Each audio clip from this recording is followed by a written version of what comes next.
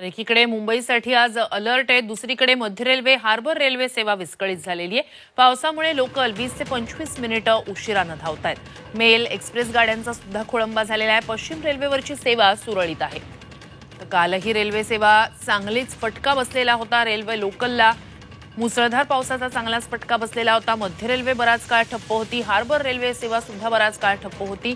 पश्चिम रेल्वे उशिराने का होईना धावत होती। मात्र आज सकाळी आता पुन्हा एकदा लोकल 25 मिनिटं उशिराने आहेत। मध्य रेल्वे आणि हार्बरवरची सेवा आजही उशिराने आहे। पश्चिम रेल्वे सेवा सुरळीत आहे। मध्य आणि हार्बरवरचे लोकल मात्र उशिराने धावतायत। अधिकची माहिती आपले प्रतिनिधी मनोज कुलकर्णी यांच्याकडून घेऊया। मनोज, एकीकडे आज अलर्ट आहे, अशातच सकाळचे अपडेट्स आहेत ते म्हणजे लोकल लेट आहेत, तर आत्ताचे नेमके पावसासंदर्भातले आणि लोकल सेवेबाबतचे अपडेट्स काय?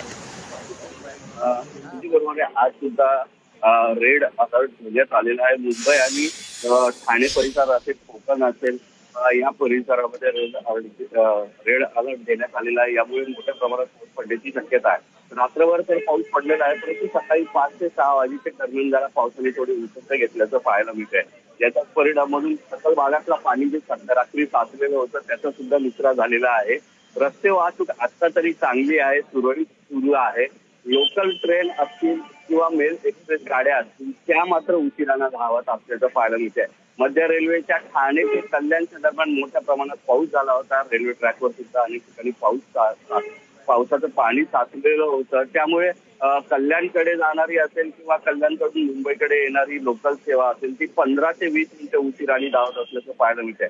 त्याचबरोबर हार्बर मार्गावरची लोकल ट्रेन सुद्धा 10 ते 15 मिनिटे उशिराने धावत आहे, कारण मान्सून ते कुर्ल्याच्या दरम्यान अनेक ठिकाणी पावसाचं पाणी साचलं होतं आणि त्याचा परिणाम म्हणून ह्या लोकल ट्रेन ज्या आहेत त्या उशिराने धावत आहेत। पाण्याचा निचरा जरी झालेला असला तरी कुठलीही रिस्क नको म्हणून लोकल सध्या उशिराने आणि हळूहळू धावत असल्याचं पाहायला मिळते आहे।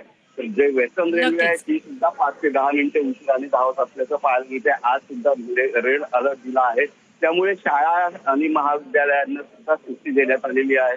अतिशय महत्वाचं काम असेल तरच घराबाहेर पडण्याचं आवाहन प्रशासनाकडून करण्यात आलेलं आहे। नक्कीच अपडेट्स तुमच्याकडून वेळोवेळी घेत राहणार आहोत। तूर्तास धन्यवाद तुम्ही दिलेल्या संपूर्ण माहितीसाठी।